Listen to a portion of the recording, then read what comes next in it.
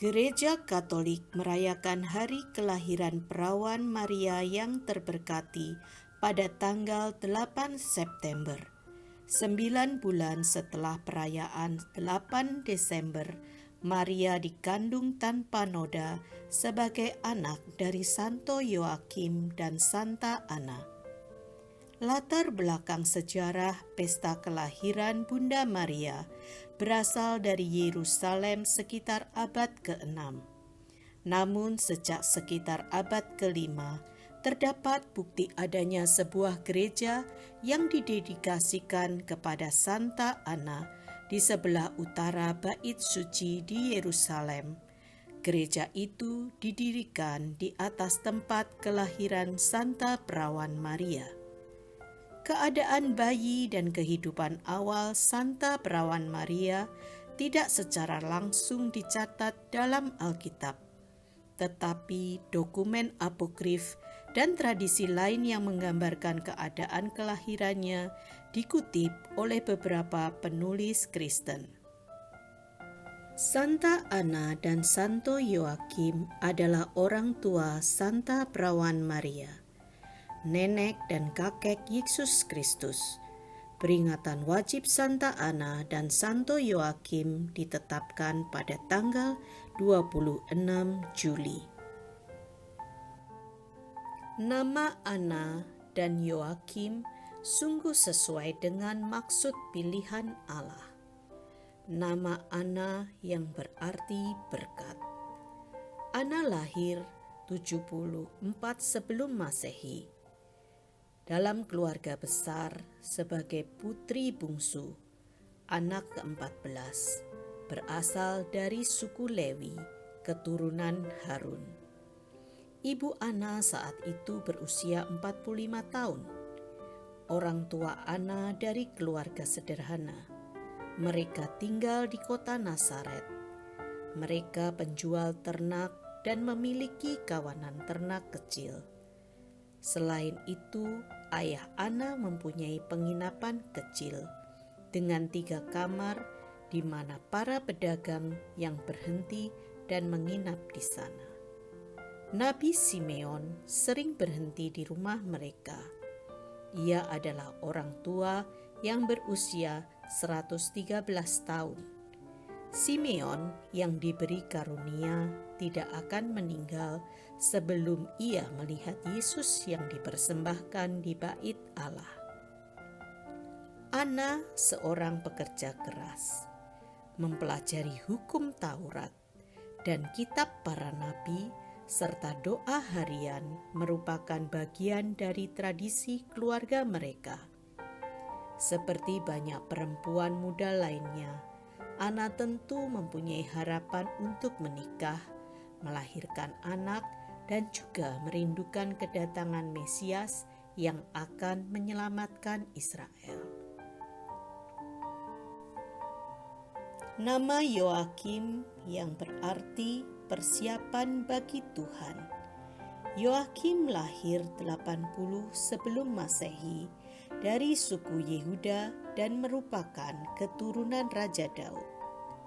Pada usia 13 tahun, Ana menikah dengan Yoakim yang berusia 19 tahun. Tradisi mengatakan mereka pertama kali tinggal di Galilea, kemudian menetap di Yerusalem. Kehidupan keluarga mereka benar. Mereka memiliki cinta yang lembut. Di masa-masa awal pernikahan mereka tidak segera memiliki anak, bahkan sampai mereka tua. Namun mereka tetap setia dalam iman mereka dan dalam berbagi kebaikan. Yoakim digambarkan sebagai seorang pria kaya dan saleh, yang secara teratur setiap tahun memberikan 2/3 dari penghasilan mereka kepada orang miskin dan kepada sinagoga di Sepphoris. Pada suatu saat ketika ia sedang memberikan persembahannya dengan mengatakan, "Akan ada kelimpahanku yang berlebihan untuk semua orang, dan akan ada persembahan pengampunanku kepada Tuhan untuk pendamaian bagiku. Karena hari besar Tuhan sudah dekat dan anak-anak Israel membawa persembahan mereka. Kemudian seorang imam bait Allah yang berdiri di sampingnya berkata, "Tidak pantas bagimu untuk membawa persembahanmu terlebih dahulu, karena kamu belum mempunyai keturunan di Israel." Pada saat itu, Yoakim sangat sedih, kemudian pergi mencari daftar 12 suku bangsa itu dan berkata, "Aku akan melihat daftar 12 suku Israel. Apakah aku sendiri yang tidak punya keturunan di Israel?" Dia mencari dan menemukan bahwa semua orang benar telah mempunyai keturunan di Israel. Dia teringat Bapa Abraham, bahwa pada hari terakhir Tuhan memberinya seorang putra yang bernama Ishak. Hal ini membuat Yoakim merasa dirinya paling berdosa dan memutuskan untuk tidak pulang, tetapi untuk menyelesaikan masalah itu sendirian dengan pergi ke padang gurun dan memutuskan untuk menghabiskan jabatan dan doa serta berpuasa selama 40 hari 40 malam. Di sana ia mendirikan kemahnya, berdoa kepada Tuhan untuk memohon belas kasihan. Ia berkata pada dirinya sendiri, "Aku tidak akan makan atau minum sampai Tuhan Allahku akan melihatku. Dan doaku inilah makanan dan minumanku." Sementara itu istrinya Ana yang saleh menganggap dirinya bersalah atas kesedihan suaminya yang besar. Ia berkabung dan meratap dalam 2 ratapan, mengatakan, "Aku akan meratapi kejandaanku, aku akan meratapi ketidakberdayaanku." Yudit pelayannya berkata, "Berapa lama kau mempermalukan jiwamu? Sesungguhnya hari besar Tuhan sudah dekat, dan kau dilarang berkabung. Tapi ambillah ikat kepala ini, yang diberikan oleh wanita yang membuatnya kepadaku, karena tidak pantas aku memakainya, karena aku seorang pelayan perempuan." Dan Ana berkata, "Pergi dariku, karena aku tidak melakukan hal-hal seperti itu, dan Tuhan telah merendahkanku. Aku khawatir bahwa beberapa orang jahat telah memberikannya kepadamu, dan kamu telah datang untuk menjadikanku bagian dalam dosamu." Dan Yudit berkata, "Mengapa aku harus mengutukmu, melihat bahwa Tuhan telah menutup rahimmu sehingga tidak memberimu seorang anak di Israel?" Dan Ana sangat sedih, menanggalkan pakaian dukanya dan membersihkan kepalanya, kemudian mengenakan pakaiannya, dan sekitar jam 9 pergi ke taman untuk berjalan. Ana melihat pohon salam dan duduk di bawahnya, serta berdoa kepada Tuhan, "Ya Tuhan, nenek moyang kami, berkatilah aku dan dengarlah doaku, seperti Engkau memberkati rahim Sarah dan memberinya seorang putra, Ishak." Kemudian Ana menatap ke langit. Dia melihat sarang burung gereja di pohon salam dan membuat ratapan dalam dirinya, mengatakan, "Aduh, siapa yang melahirkanku, dan rahim apa yang menghasilkanku? Karena aku telah menjadi kutuk di hadapan anak-anak Israel, dan aku telah dicela, dan mereka telah mengusirku dengan cemoohan keluar dari bait Tuhan. Kekasihku, aku disamakan dengan apa? Aku tidak seperti unggas-unggas surga, karena unggas-unggas surga pun produktif di hadapan-Mu ya Tuhan. Kekasihku, aku disamakan dengan apa? Aku tidak seperti binatang-binatang di bumi, karena binatang-binatang di bumi pun produktif di hadapan-Mu ya Tuhan. Kekasihku, aku disamakan dengan apa? Aku tidak seperti air ini, karena air ini pun produktif di hadapan-Mu ya Tuhan. Kekasihku, aku disamakan dengan apa? Aku tidak seperti bumi ini, karena bahkan bumi ini menghasilkan buahnya pada musimnya dan memberkati-Mu ya Tuhan.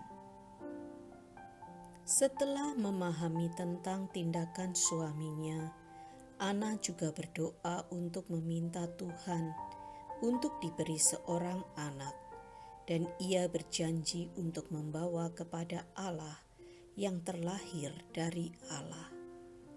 Seorang malaikat Tuhan berdiri dan berkata, Ana, Tuhan telah mendengar doamu, dan kamu telah mengandung, dan akan melahirkan, dan benihmu akan dibicarakan di seluruh dunia. Dan Ana berkata, demi Tuhan Allahku, jika aku beranak laki-laki atau perempuan, aku akan membawanya sebagai hadiah kepada Tuhan Allahku. Dan anak itu akan melayani dia dalam hal-hal yang kudus seumur hidupnya.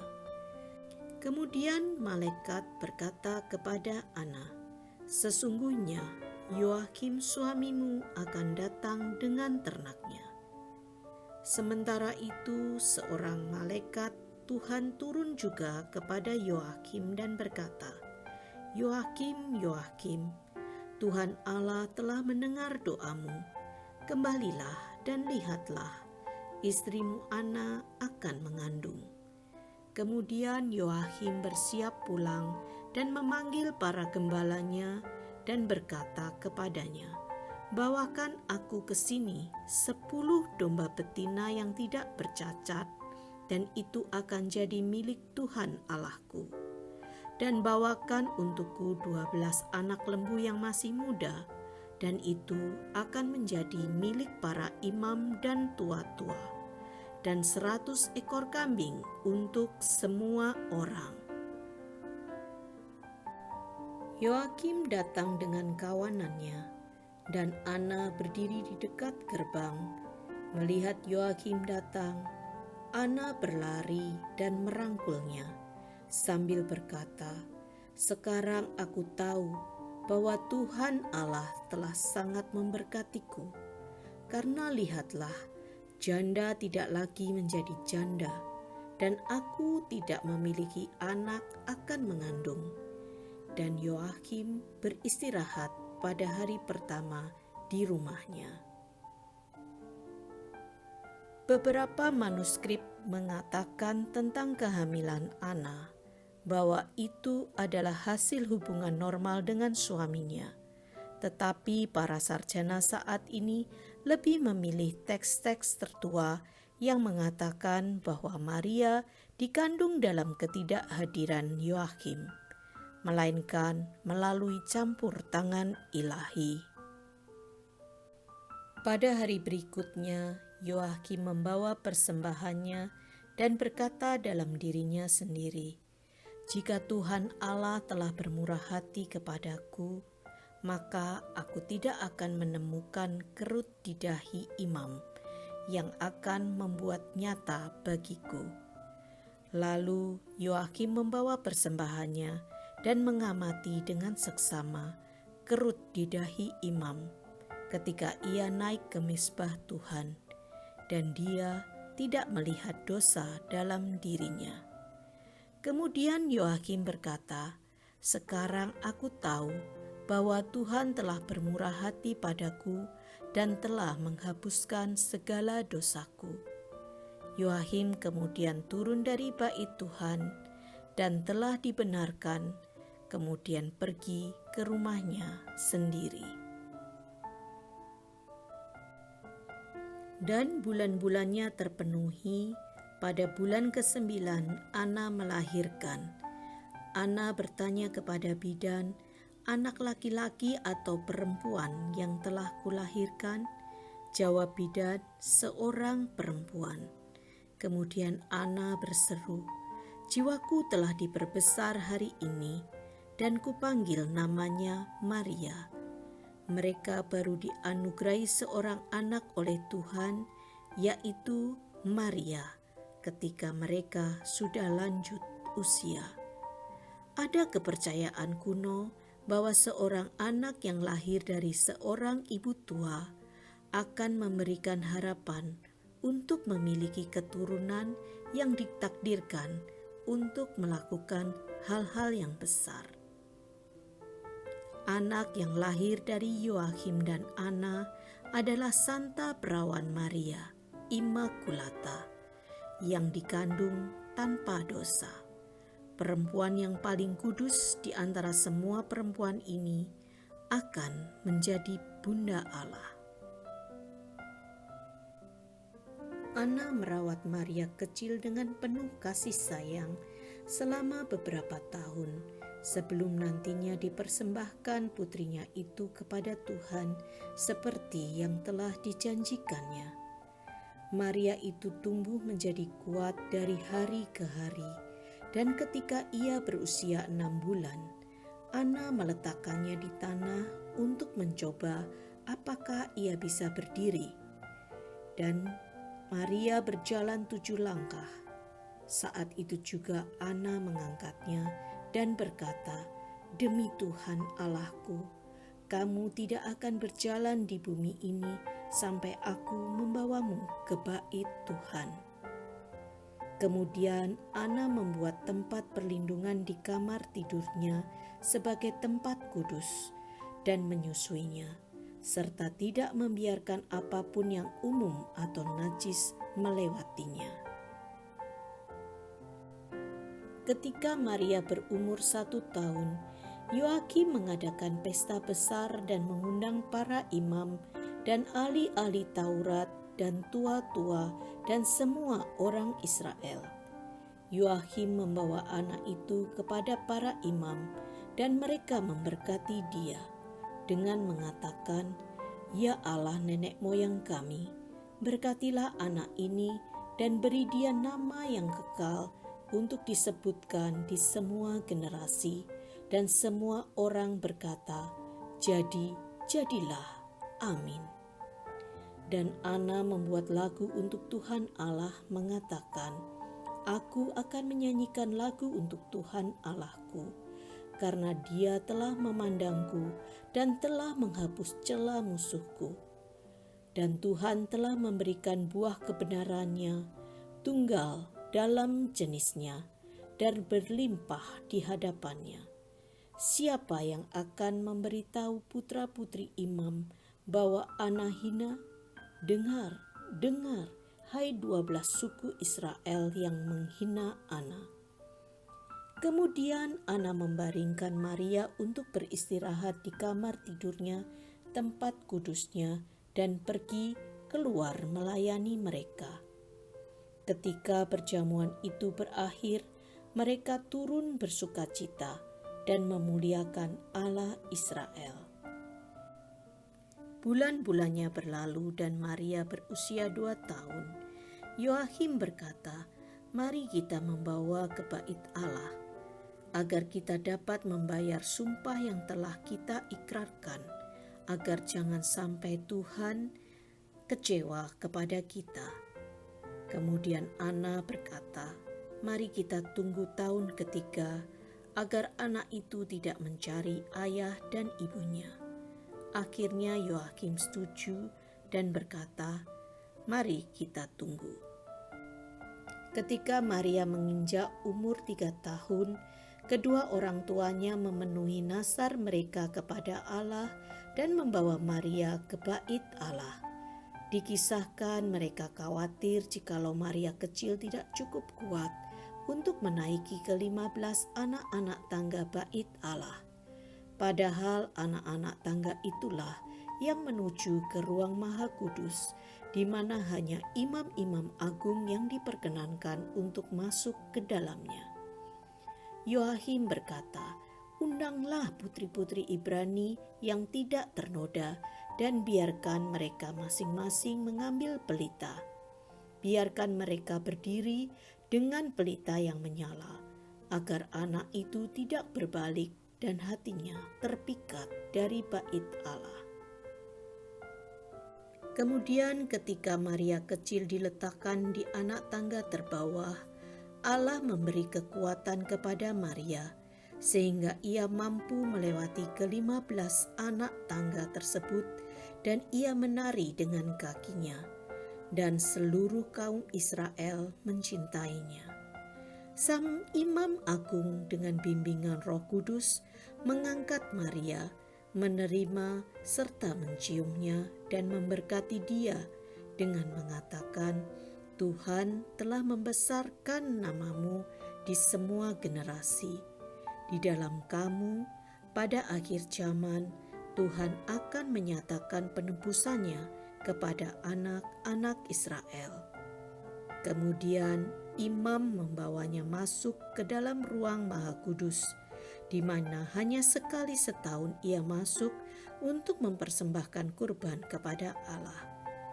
Sanak keluarga dan teman-teman Maria yang saat itu berada di bait Allah melihatnya dengan takjub. Orang tuanya turun dengan takjub dan memuji Tuhan Allah karena anak itu tidak kembali. Dan Maria berada di bait Allah seolah-olah ia adalah seekor burung merpati yang tinggal di sana, dan dia menerima makanan dari tangan seorang malaikat. Peristiwa ini kemudian oleh gereja dijadikan peringatan Santa Perawan Maria yang dipersembahkan kepada Allah. Pada tahun 1585, perayaan ini dimasukkan dalam kalender liturgi Gereja Barat dan sekarang dirayakan setiap tanggal 21 November sebagai pengakuan akan Bunda Maria yang merupakan kenisah di mana Allah putranya berdiam. Yoakim dan Anna mempersembahkan Maria dalam kenisah ketika masih kecil dan meninggalkannya di tempat itu untuk dididik. Namun hal itu tidak berarti bahwa sang ayah dan ibu tidak mendidik Bunda Maria di rumah pada waktu-waktu tertentu. Ketika Maria berumur 12 tahun, Dewan Imam mengatakan, "Lihatlah, Maria telah mencapai usia 12 tahun di bait Tuhan. Lalu, apa yang harus kita lakukan dengan dia? Kalau dia mungkin mengotori tempat kudus Tuhan?" Dan mereka berkata kepada imam besar, "Berdirilah di dekat mezbah Tuhan, masuk dan berdoa tentang dia. Dan apapun yang akan Tuhan nyatakan kepadamu, itu juga akan kami lakukan." Imam besar masuk, membawa jubah dengan 12 lonceng ke ruang Maha Kudus, dan dia berdoa tentang Maria. Tampak seorang malaikat Tuhan berdiri di dekatnya, berkata kepadanya, "Sakaria, Sakaria, pergilah dan kumpulkan para duda dari bangsa itu, dan biarlah mereka membawa tongkatnya masing-masing, dan kepada siapapun Tuhan akan menunjukkan tanda, dia akan menjadi istrinya." Kemudian para pembawa berita keluar melalui seluruh wilayah Yudea dan mencarikan suami bagi Maria. Kenyataan bahwa Tuhan Yesus mempunyai seorang kakek dan nenek menggarisbawahi pentingnya aspek historis dalam agama Kristiani. Yesus adalah seorang pribadi yang memiliki suatu garis keturunan yang historis. Ada yang mengatakan bahwa Santa Anna menjadi seorang janda tidak lama setelah kelahiran cucunya. Kita dapat membayangkan sukacita yang dialami Santa Anna pada waktu keluarga kudus pulang ke Nazaret dari pengungsian di Mesir. Pikirannya juga tentu dipenuhi dengan hal-hal indah berkaitan dengan cucunya ini. Walaupun kita tidak mengetahui kapan tepatnya Santa Ana meninggal dunia, dalam kesenian religius ia digambarkan berbaring di tempat tidur saat kematiannya, sambil dikelilingi oleh Bunda Maria, Yesus yang masih anak-anak, dan anggota keluarga yang lain.